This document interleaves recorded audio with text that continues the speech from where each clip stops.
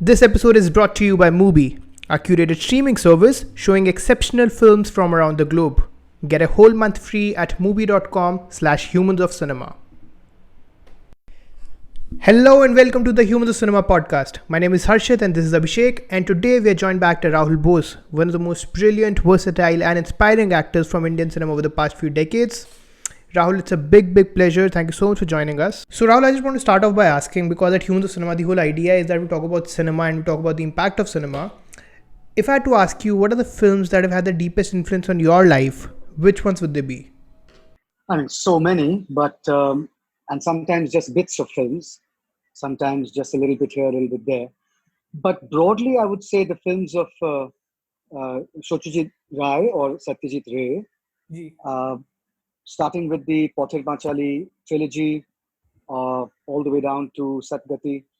I mean, his work was suffused with so much of humanism, and which is different from being humanitarian. It's just a dense sense of a dense sensitivity, a rich, deep, genuine, authentic feeling for human beings, as opposed to doing something good in terms of philanthropy. Just the feeling was so was everywhere in everything we did. So I was very moved and affected and impacted by his work. Hmm. I also at the time I discovered Satyajit Ray, it was when I was also discovering some of the Nouvelle Vague filmmakers, uh, Godard, Truffaut. Hmm. Then I Hmm. went on to Kurosawa, Buñuel. So for me, all of those masters definitely left an indelible mark uh, on the kind of cinema I love that resonated with my soul. Hmm. And then recently, amongst the contemporary filmmakers, I would say Terence Malick, Okay. definitely. Uh, Terence Malick is one of the most deceptively, unbelievably skillful filmmakers who have never let their skill, who has never let his skill overshadow his substance, what he's Hmm. trying to get at. Um, he's extracted performances from actors that they've never done before. The Hmm. flow, the editing, the way he constructs tales is just so, it seeps into your body. It seeps into your mind when you're watching. So that's the kind of cinema I really love. And as I said, I can't say that any of them, if you see everybody says I'm fine or Purna, I don't think you'll see a shadow of any of these filmmakers there.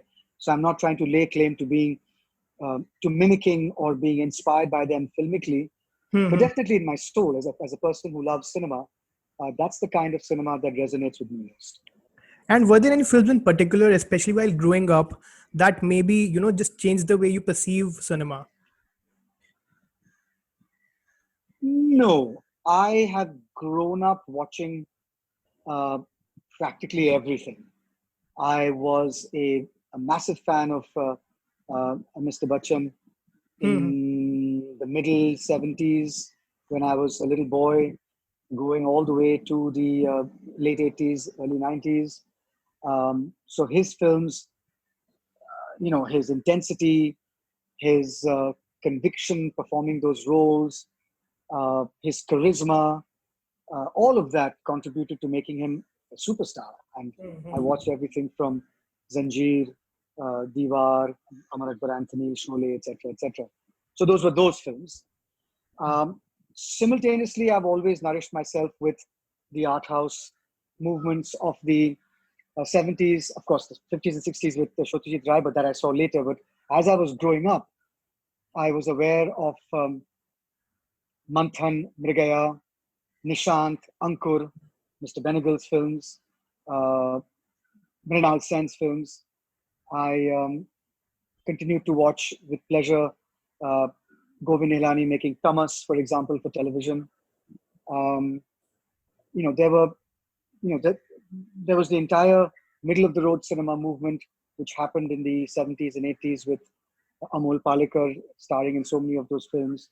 Hmm. Uh, Gharonda and Rishikesh Mukherjee's films, and So all of that was also part of my filmic journey. Um, Hollywood, definitely at the time, De Niro, Pacino, Brando, Hmm. and Nicholson were devoured. Everything that they did, uh, Hmm. not in the last 20 years or 30 years, but till 1990, all the work that they were doing Hmm. was I devoured. Nasruddin Shah, Om Puri were two art. Om, of course, was what Nasir is, and one of the great actors. Smita Patil, Shabana Azmi. So all of that was also continuing through my, through my pulp cinema, mainstream cinema fascination that all boys and girls who love cinema will have. So I think both have coexisted very harmoniously. I can only imagine that the 90s was for me a low point Okay. in Indian cinema, the first half of the 90s. Till Yeah. English August started the new art house movement, or was a part of a new art house movement that maybe Pradeep Kishan had started in which Annie gives it those ones. And Yeah, yeah. then I went into, then there was English August, and then then there was a real resurgence of art house cinema that happened from the mid 90s, and then there was a resurgence of mainstream cinema that really pulled up its socks and became engaging and became attractive and became identifiable. Shah Rukh Khan's entire career started with Raju Ban Gaya Gentleman and Deewana, and I remember watching the shooting of that because I had a friend of mine, Vivek Paswani, Okay. who was producing Raju, and All right. Aziz was directing Raju Ban Gaya Gentleman. So I was on the set and I met with Juhi and Shah Rukh, and I was just I didn't know Hmm. them. I just said hello. So from that, there was this energetic new urban voice that then Amir and Shah Rukh were very much part of a kind of a rejig of what it means to be a Hindi film hero. Absolutely. So all of that then urbanized, contemporized your mainstream cinema.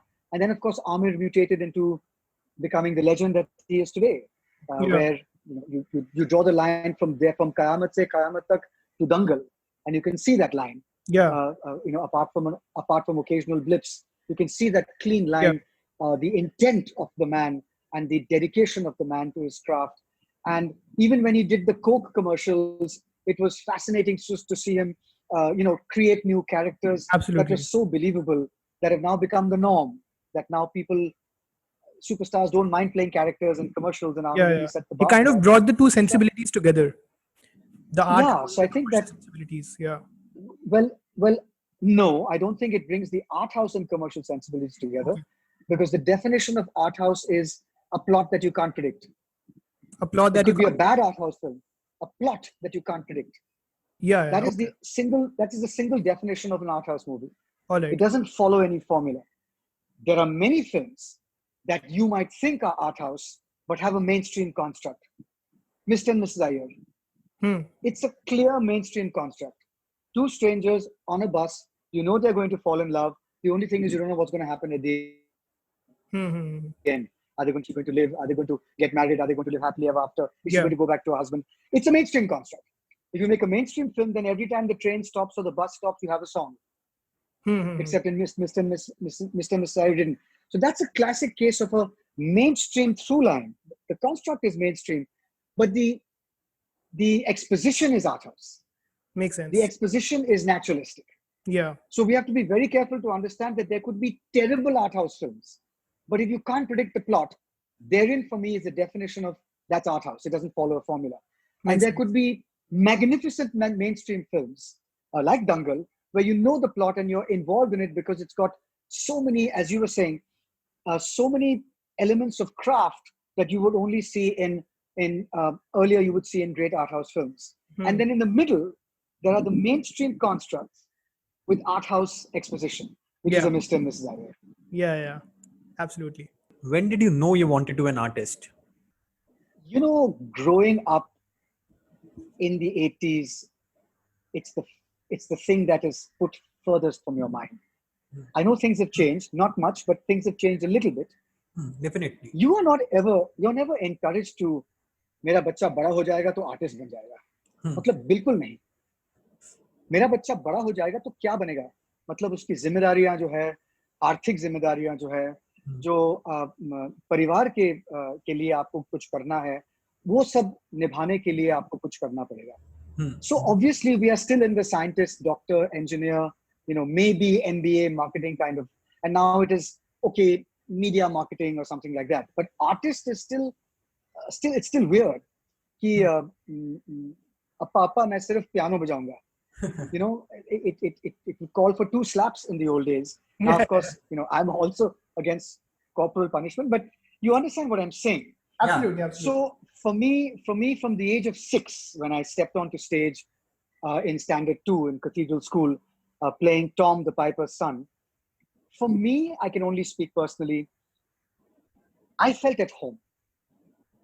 I never felt alienated. I'm not one of those alienated, introverted, sad souls in class who suddenly bloomed on stage. Arey, ye banda aisa hai nahi. I was a star in school. I was great at sports. I was very good in studies. I was charismatic with my classmates. One year I was voted most popular boy in class. Next year I was voted unanimously most unpopular boy in class. So, these are the things so that was me. So it wasn't that like a little caterpillar, I became a butterfly on stage. It wasn't that. I was a butterfly. But when I got onto stage personally, I knew I was home for 3 reasons. One is, what I was doing was really easy to me compared to chemistry. मतलब ये आसान है, ये तो मैं करता रहूंगा. ये आप कहो कि 24 घंटे करो तो मैं खुशी से करूंगा. Second, a lot of people love what they're doing, but other people don't love what you're doing. My mom loved singing, but she couldn't hold a tune. She was tuneless. So to hear her sing was torture, but she loved it. Yeah. So there's a difference between loving what you do and others loving what you do. But that second thing also happened, that the maths teacher who would throw me out of class in the first 5 minutes of the class without me doing anything was weeping in the front row when I played The Prince Who Wouldn't Speak in Standard 10, because it was such a moving performance, she thought, and she bought me a chocobar. Chocobars still are there, no? The vanilla that chocolate coated vanilla thing. God knows what it's called. Chocobar. Magnum or something. It's called a Magnum, I guess. Anyway, so she would buy me a chocobar. So people loved what I was doing. And the third thing was that I suddenly became very popular. Now, who doesn't like fame? So I was like, great, this is fantastic. So it was a win-win-win for me. Then, of course, school and sport, everything is happening. So you're not thinking of like, ek din main actor banunga. Definitely not. In fact, growing up in an English medium school, doing only English plays all the way up through school till Standard 12 in Cathedral, and then going to Sydenham College and doing only English plays in Sydenham College, my Hindi was terrible. In fact, when you see Takshak, which was my second film, it was my third film, sorry, English August, Bombay Boys, Takshak. I believe I could have done a much better job speaking Hindi, but luckily the character was one of those slightly upmarket guys. Okay. But if you look at the Hindi that Mahendra or Indranil speak in Bulbul, compared to what Sunny spoke in Takshak, it's a different human being. There's a density and authenticity now to the language that obviously, today I deliver speeches for my NGOs all over the country in Hindi.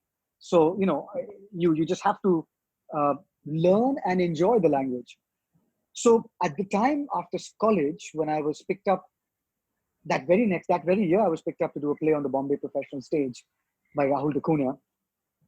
And then for 4 years, from 89 to 93, I did about 6 or 7 productions. And 93, when Uma Dakunia, the aunt of Rahul Dakunia, who was watching me in a play that I was doing with Rajit Kapoor, not Rajat Kapoor, the filmmaker, but Rajit Kapoor, the actor. One of Mr. Benegal's favorite actors. Yeah. Rajit Kapoor and I were doing a play called Are There Tigers in the Congo? And Uma was the casting director for Dave Benegal's film English August that she was casting for. And she was impressed with my work and she introduced me to Dave, and long story short, that's how I got my first film. Okay. But for Mr. Nihalani to cast me based on my performance in English August and Bombay Boys both English language films, Hmm. the latter of which I was playing an Australian. It was a leap that Mr. Nihalani took, that can this guy speak Hindi? And if you've seen Takshak, there are long passages of dialogue that meri to phat gayi wahan pe, because I had to start to speak. Hmm. I was very, very tense, and I took Hindi classes, and I was watching Hindi television, and I was watching Hindi news, which I would never do today for most Hindi news, Yeah, I think it's for better to reasons that are not. more ideological and political than anything else. But at the time, that was the way I was preparing. Yeah. So to get back to your question, when did I think I wanted to be an artist? Always in my heart, but it was not a reality that I was considering at all. Hmm. Even when I did English August, I was in advertising. The 4 years I talked to you about my theatre career till 1993, which of course went on till 2000. I didn't stop doing theatre till 2000. I did film and theatre together. But the shift from out of advertising as a copywriter into full-time acting only happened when English August became a success. Hmm. And then I said, okay, now is the time that ये जो गाड़ी है ये स्थिर नहीं है, ये गाड़ी अब चलने लगी है. Yeah, तो yeah. एडवर्टाइजिंग की गाड़ी अगर 60 किलोमीटर पर चल रही है गति और ये 30 पे, फिर भी सही है. रिस्क कम है. और उसके बाद भी मेरे जेब में 2 महीने की तनख्वाह थी मेरे पास. ऐसे ठीक है, इसके बाद 2 महीने बाद अगर कुछ मिलता नहीं है तो I'll go back to advertising. And my bosses in advertising were very, very kind and said, you can always come back. Okay. But as luck would have it, after English August, I got offered not Bombay Boys, I got offered A Mouthful of Sky, which was a daily soap, 5 days a week in English. And the salary they gave me per month was equivalent to my salary as a creative director of rediffusion and advertising. So I was like, this is fantastic. No change in my lifestyle. No need to, stop drinking my beer and going out to 1900s was the club at the time. No need to stop doing that. I can still do all of that, and I can still be an actor. So that was when I was like, okay, this is it. This is me now. Now this is hopefully how it will be for the rest of my life. Okay. I even remember that you were the second youngest creative director in the world. मतलब बहुत ही बड़ा risk था. No, I'll tell you, Abhishek, it wasn't a risk because, as I said, उन्होंने कहा था, Arun Nanda and Ajit Balakrishnan, the owners of Rediffusion, they had told me, listen, you go and give it a shot. होता है तो होता है, नहीं होता तो वापस आ जाओ, ऐसी कोई बात नहीं है. So it wasn't that much of a risk. If I had not gotten work for, चलो 2 महीने नहीं तो, after 5 months, my father would have thrown me out of the house. So I would have definitely had to have gone back to advertising. So ऐसा कुछ नहीं था. It wasn't that much of a risk, to be honest. Okay. What was a risk was, after having left advertising for a year or 2 years, then to wait for the next film. And they didn't come tap. That happened from 2000 onwards. For 5-6 years, I was just inundated with films. But pre-2000, I had only done 3 films. English August, Bombay Boys, 4 films, Takshak and Split Wide Open. So it was good, but the money wasn't great at all. It wasn't, it was tough. So, at that time, I would say, hoga, nahi, hoga. But by then it was in my veins. I mean, by then, there was a worst comes to worst, I'll do some television, kind of thing. So Rahul, since you've worked in so many different languages, especially, of course, the most amount of work that you've done is in Bengali as well as Hindi, both the cinemas, so to say. So do you think that with time, and especially with the advent of the OTT platforms, do you think that there's been, or you have been seeing a shift in the way people are perceiving or watching regional cinema as well? Well, first of all, most of my films have been in Hindi. Out of 36, 37 films, there have been 9 in Bengali, about 5 or 6 in English, 1 in Tamil, 2 in Tamil, 1 in Malayalam, 1 in Before the Rains is an English film. Okay, let's not call Which one? About Before the Rains with Santosh Sivan. Yeah, Before the Rains. Which is an English film in which I spoke a fair amount of Malayalam. And then there was Niruttara, which I did in Kannada.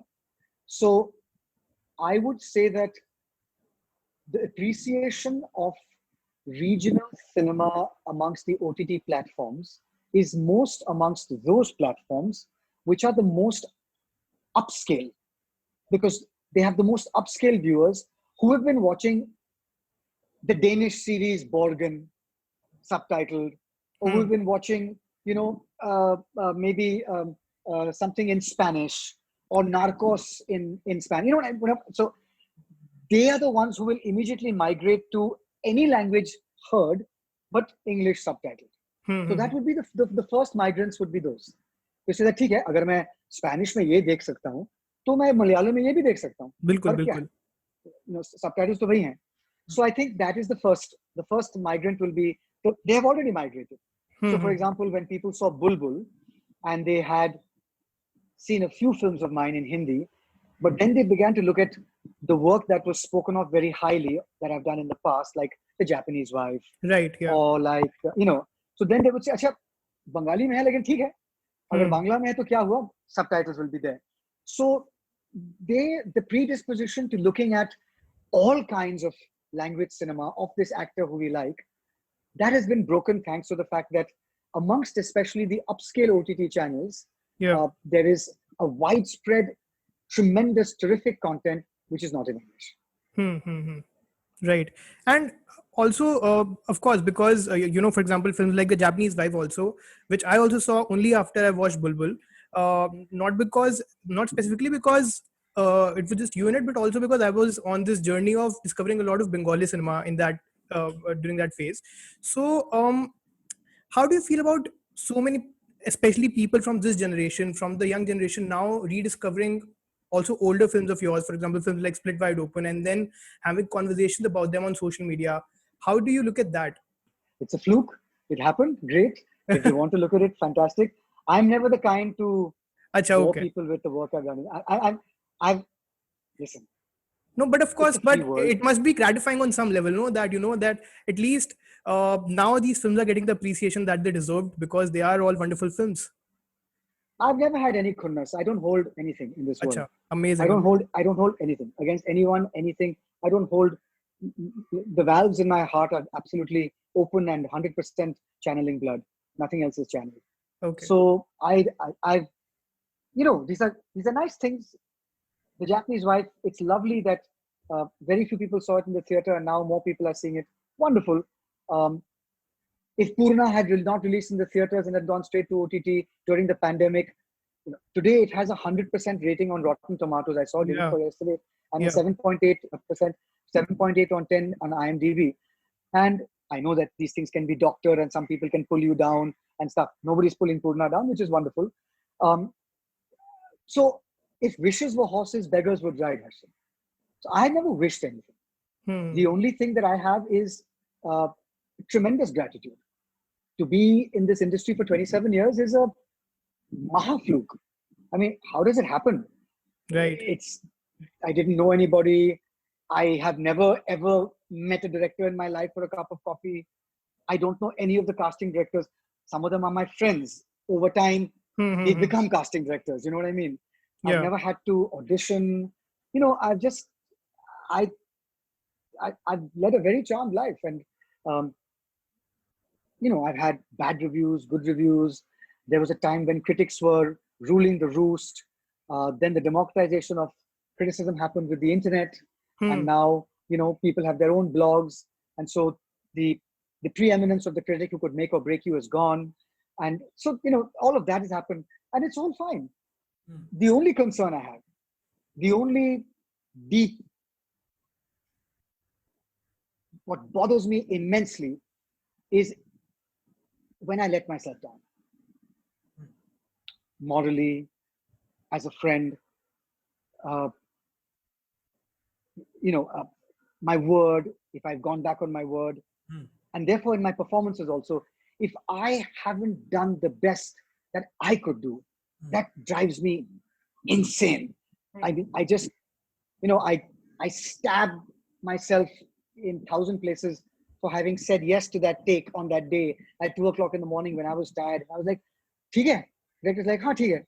नहीं, ठीक है. हाँ ठीक है, Rahul ठीक है. And both of us know that we're lying. Both of us know that there's a better performance that could have been extracted. So that I have sworn, because I'm not very good at regret. I never ever let go of regret. I remember everything that I've done, and I regret everything. I don't know how people say, "Arey yaar, if I had to live my life again, I would do the same thing." What nonsense! Of course, I wouldn't do the same thing.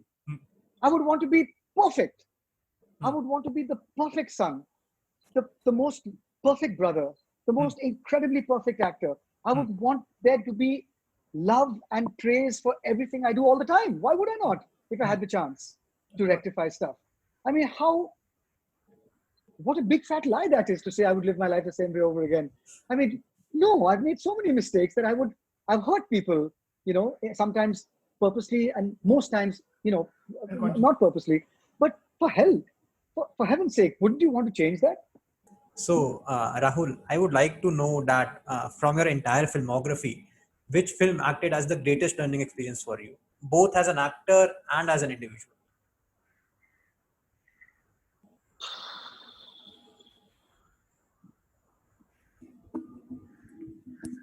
It could be a bunch of films also, not particularly one film only. It could be a bunch of films, just the films that have acted as the biggest learning experience for you, or which stand out for you Different, in some way.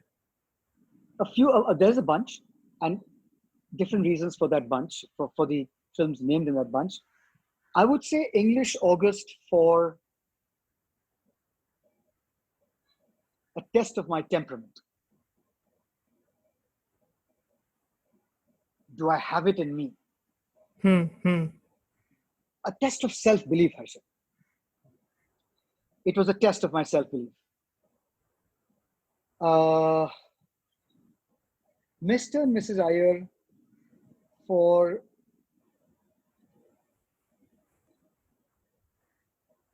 the courage of that film. That's the kind of film, if you want to make a film that matters, Yeah, make that film. And there hasn't been one after that. absolutely.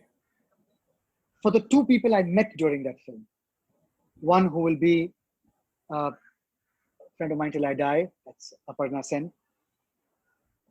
Her humanism, her sense of humor, her worldview, her aesthetics, her ideological underpinnings, I could have dinner with her every day till the day I died from today onwards. Konkona, for her, I've said this before, I think she's the most talented actor India's ever produced. To see that, and then to get to know her and her sense of humor and her wit, to see her film Death in the Guns, which she directed, all of that. So that was, I think, I would say, a seminal moment.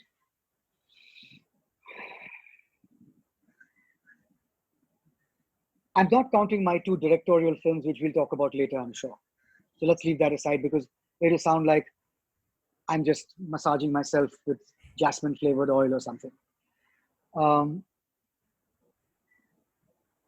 Purush, Buddhadev Das Gupta, who is the closest, I think, amongst a handful of filmmakers. I'm talking about Adur and Janu and Buddhadev. There are a handful of these precious filmmakers who really have their roots in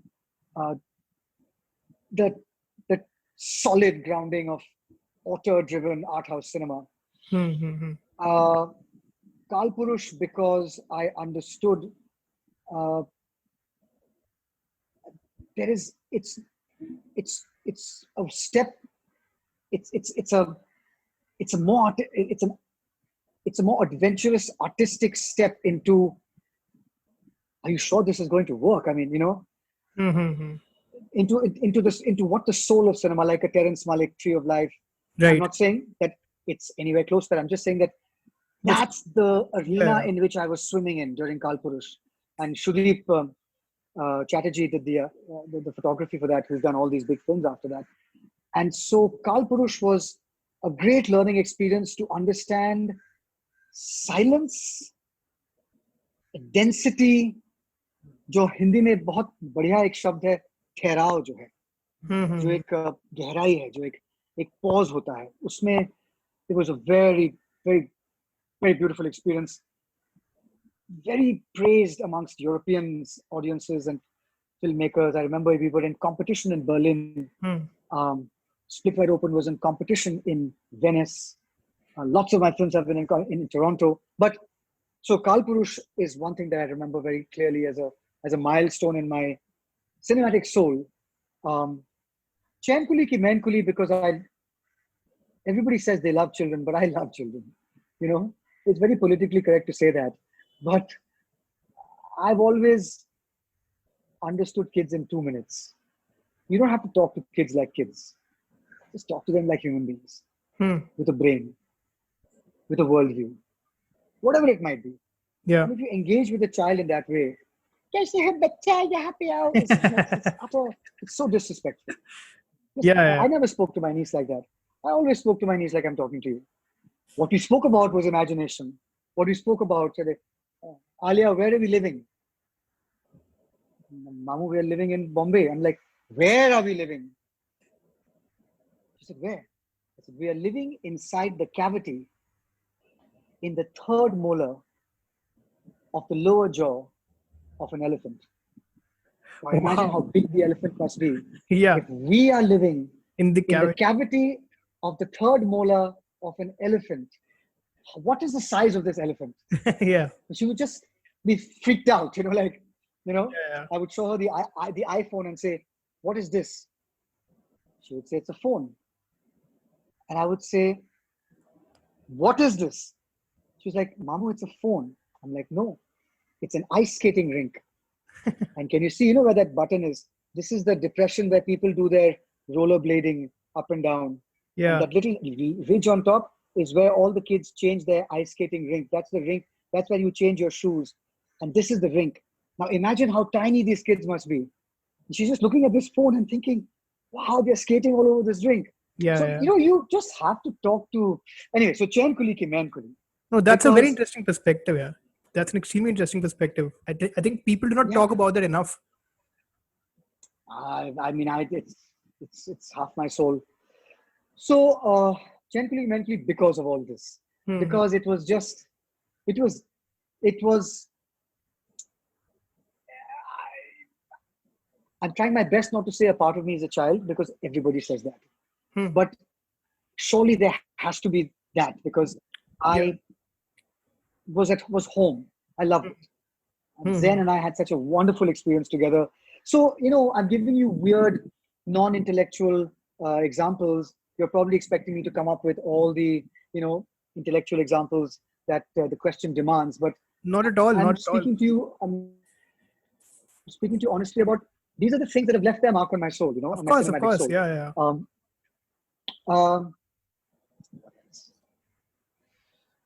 15 Park Avenue, which is not a perfect film, but what a performance. My God. Coco's performance in that film, I think, is the best performance I've seen, hands down, in my life, in Indian cinema, ever. Wow. Watch it. I have. That performance. I really like that film as well. Yeah. I like the film, but the performance, God, Right. my God.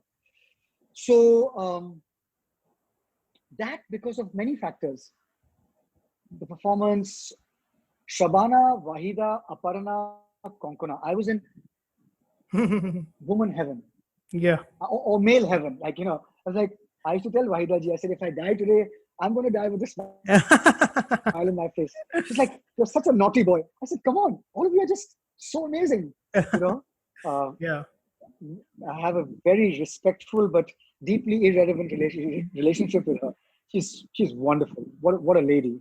What a human being. Anyway, so that was I would say another one that I would mark. In the last 5-7 years, I Am.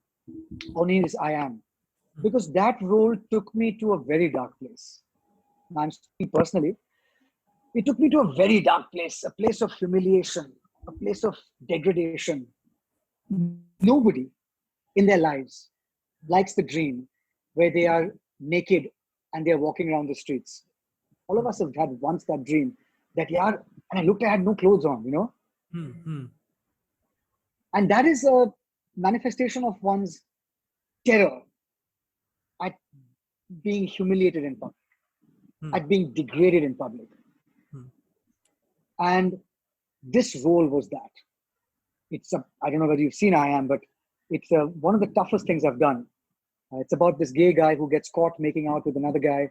Arjun Mathur plays that role, and the cop finds him and extorts money from him for having done. Otherwise, I'll report you. This is pre 377, and in fact, the 1 year anniversary is now pre that. So, and then of course, the cop forces him to fillet him, and it's just brutal.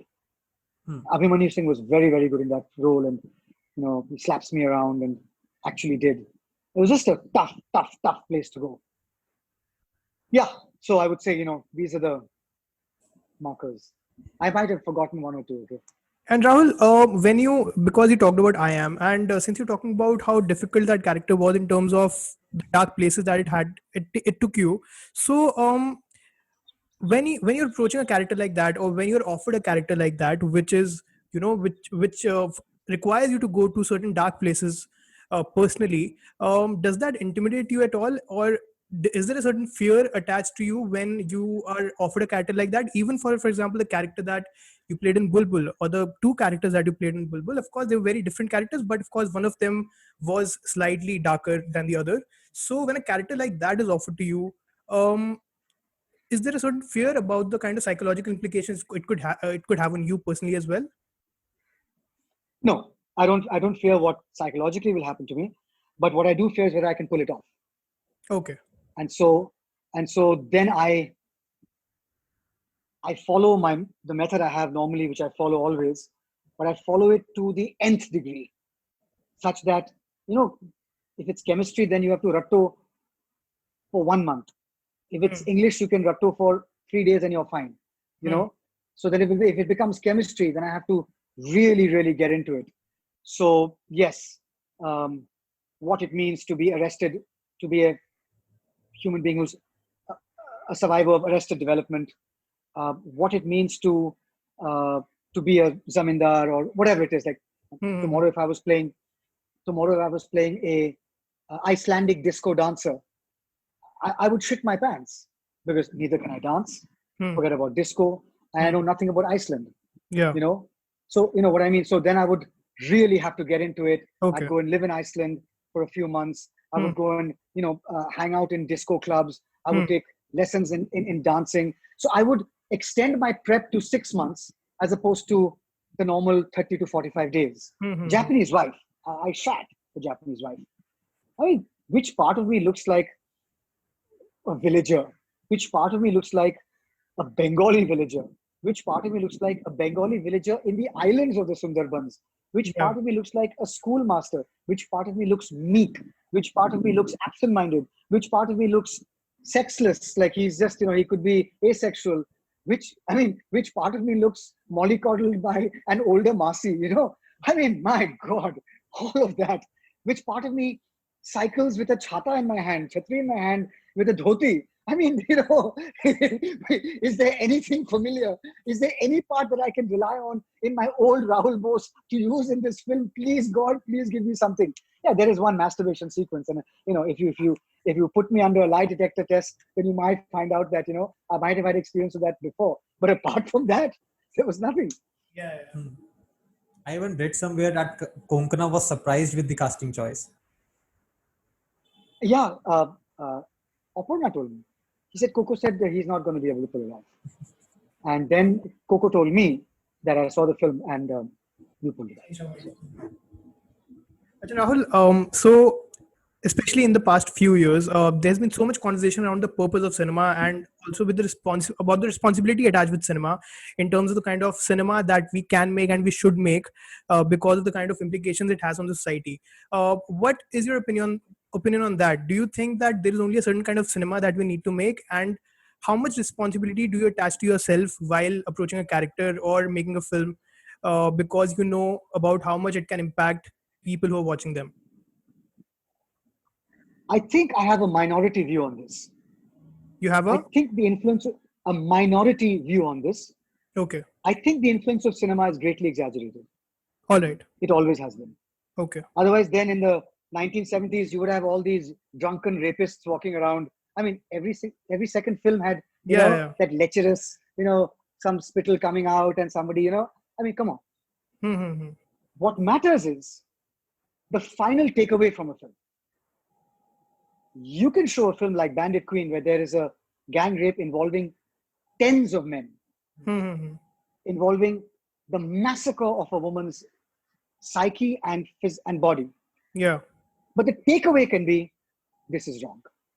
Right. You can have a film about 30 people chain smoking, doing drugs. But the takeaway of it should be, this is harmful. This really will mess up your life forever, right? Mm-hmm. So I'm only interested in the takeaway. Yeah. When I talk about films being made with humanism, I'm going to even go further away and say it doesn't have to be preachy. That, oh God, yeah, you're right. Dekho, drugs mat lena. There's not the director saying at the end. Mm-hmm. The director is celebrating Scarface's life.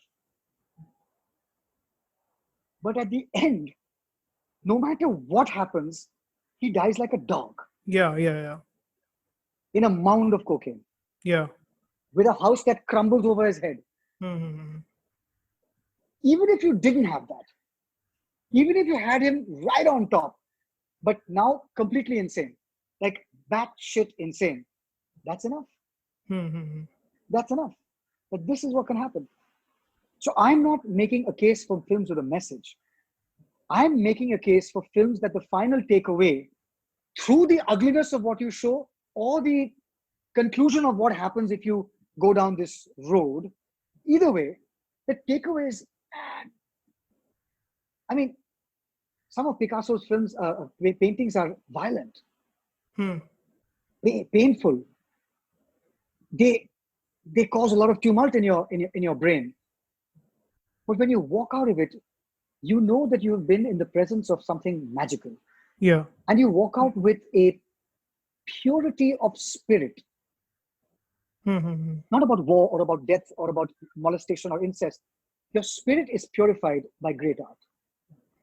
If only for a few minutes, sometimes if you're lucky for a few years, that piece of art elevates you, elevates your consciousness, which is why it's the only thing that matters, aside from love and compassion and peace.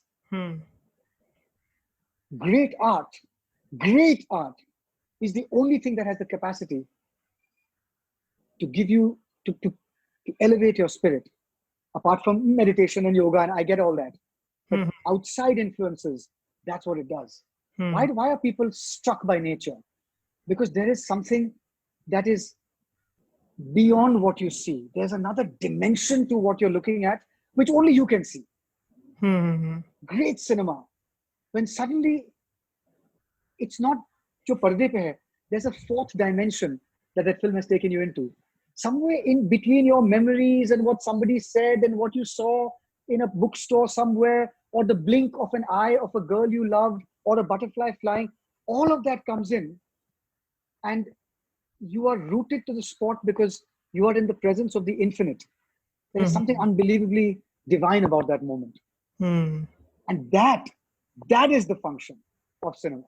Surely that has to be the function of any art. Surely we might fail every single time, bar one, but it should not be for want of trying.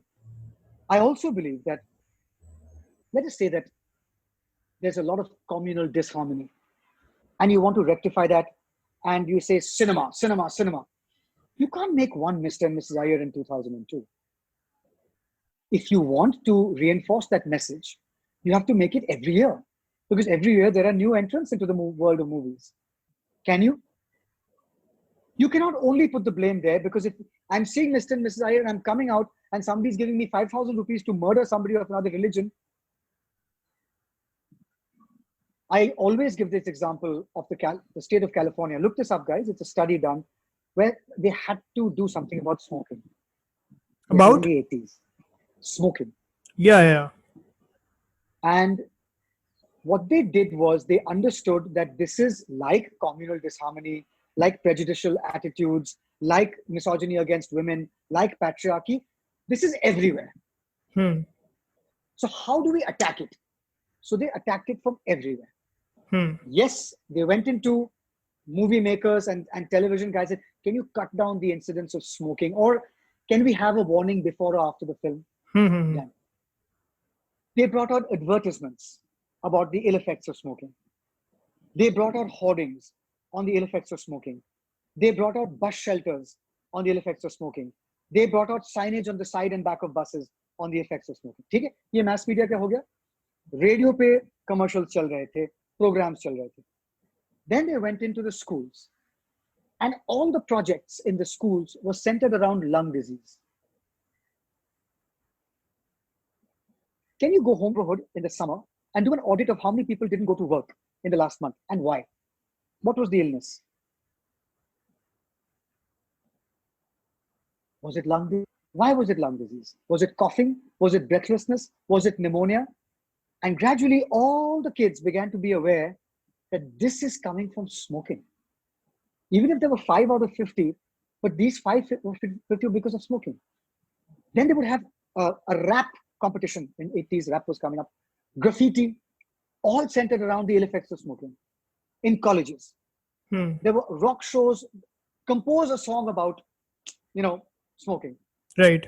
Then there were magicians who went into school assemblies and took out black silk out of their mouth if they were a smoker, and took out red roses out of their mouth if they were a non-smoker.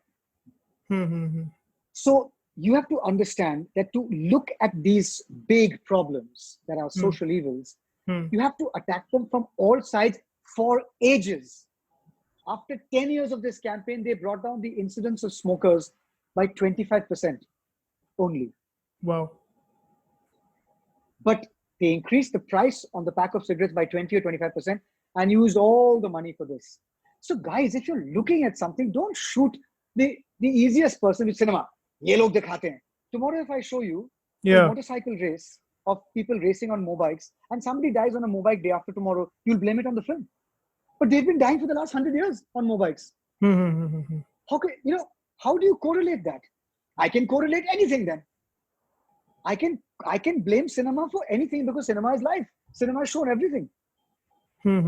If I die of a tight t-shirt because asphyxiation or something, and my body can't sweat and I die of dehydration, I'll blame the last guy who wore tight t-shirt in a film. How do you do that, guys? Yeah. So whenever I say that this is wrong, I always try and proffer a solution. This is the solution. The 360-degree approach. You're really interested? Do it 360 degrees and do it for at least 10 years. Then please come back and blame someone. Yeah. No, I completely understand where you're coming from, because then a certain section of people start misusing the whole idea that cinema has a very strong influence on people in order to further their own agenda. So I think I do understand where you're coming from. I actually never looked at it that way, because I always used to wonder, because I've also seen Nasir Saab's interviews. He also talks very strictly against the whole idea of influence of cinema. And I always used to wonder where he's coming from. But I think today I understand what exactly you or people like Nasir Saab also mean by that. Acha, Rahul. Seems like there are a couple of things that you've understood today. Sorry? Seems like there have been a couple of things you've understood today. Yeah. It's my Yeah, for sure. I mean, this is extremely insightful for me, for sure. The ice skating rink and the cavity in the elephant's tooth. Yeah. Achha, Rahul, on a final note, since we are almost running out of time, if I had to ask you, how do you personally define happiness for you? To have lived up to the values that I speak loudly about, that I hold dear, and it's one thing to speak about those values. It's another to actually practice them. So for me, the values that I hold very, very close to my heart are truth, fairness, and love. Can I be fair all the time? Can I be loving all the time? Can I speak the truth all the time? It is so difficult, I can't tell you. But for me, it is something that you cannot take away from me. You can take my money, my house. You can drag me naked through the streets. You can vilify me, and you can do what you want. But can you take away the fact that I have been truthful, fair, and loving? You can never take those things away from me. So without a human being understanding what he or she stands for, you will be a shell. It's not to do with your family. It's not to do with, you can be surrounded by family and die a very unhappy person. happiness does not come from your father or your mother or your sister or your brother or your daughter. Don't search for it there. It has to come from the authenticity of who you are. And who you are has to be somebody that you like. If you don't fix 3 values for yourself to abide by, at least 2 values, you will have nothing to hold on to in the future. And when I do my talks, and I do talks, I've done talks outside India, but lots of them in India, I always tell, and these are adults. My talks range kids from the age of 10 to people in high, in like these highfalutin positions in all these companies. And I say, if you were to die today, what are the 3 things you would hope your best friend says about you at your burial or your funeral? I miss Harshit because he was. What are those 3 things that he would miss most about you, apart from the fact that you bought him pizzas and whatever it is? But the 3 solid things. And they, people say, well, I hope they would say that I miss Harshit because he was a good friend. And that means he was loyal. Yeah. He never bullshitted you. Yeah. He made you laugh. He shared with you. Yeah. When you articulate what it is you would like your best friend to say about you at your funeral, you are articulating the 3 most important things to you, how you want to be seen by society. And if you don't live your life as a sharing, as a loyal, as a truthful person, your friend will never say Harshit was a good friend, made me laugh, and was always there for me. So if you don't live your life like that, don't expect the world to say that about you. Yeah. So that, I think, that is it. I'm an atheist. I don't believe in God. I don't believe in, I'm happy that people celebrate religions and festivals. I'm a cultural Indian, a cultural global citizen. But this for me is it. If you don't have this, at some point of time, there'll be a knock on your door, and it will not be pleasant to see. So Rahul, this has been extremely insightful and extremely just such a great conversation. And thank you so much. Thank you so much for joining us. And thank you so much all the wonderful lessons that मैंने तो personally जैसे मैंने आपको बताया. Genuinely, I'm taking away so much from this conversation. And thank you so much again for joining us. It's been a huge pleasure. And it's always a pleasure to watch you on screen, and I really hope to keep seeing more of your projects in the future as well. And I'm really looking forward to watching English August. I've heard that it's releasing next year in a film festival, right? I haven't heard that. Dave has to spend a lot of money restoring that film. Yeah. A lot of money, more than the budget of the film. So I don't know where Dave is with that. I haven't spoken to him for a while, but there seems to be a glimmer of hope. He said something cryptic in some tweet somewhere.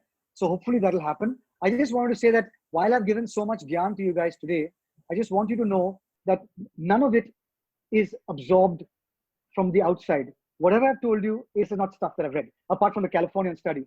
So it's my lived lessons. It's my life lived. It sounds like I'm going to die, but I just wanted to say that. Yeah, of course. Thanks, guys. Thank you so much.